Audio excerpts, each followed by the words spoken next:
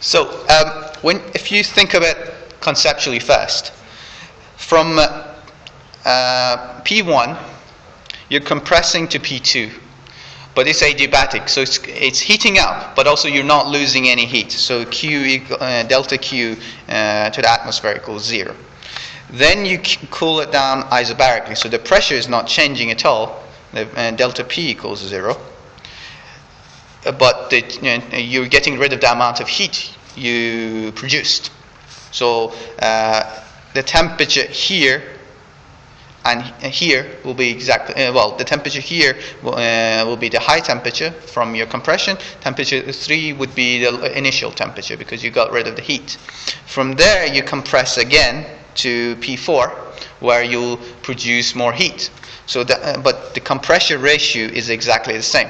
So the amount of heat you produce here and you produce here will be the exact same because your compression ratio. You imagine you're putting the exact amount of energy in every time, so your heat will be exactly the same if it's completely adiabatic, most efficient system in the world.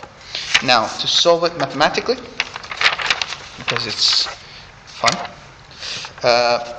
we know that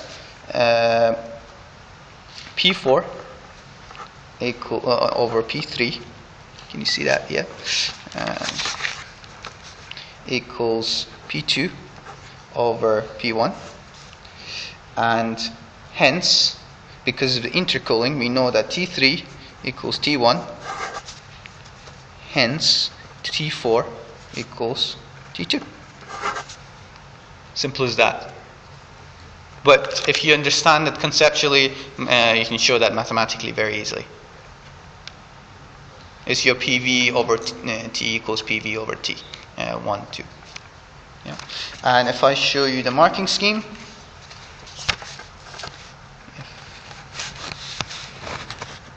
there we go. So you get 1 mark for P4 over P3 equals P2 over P1. You can write PV, P1, B1 over T1. You get 1 mark for saying T3 and T1 are exactly the same because of intercooling.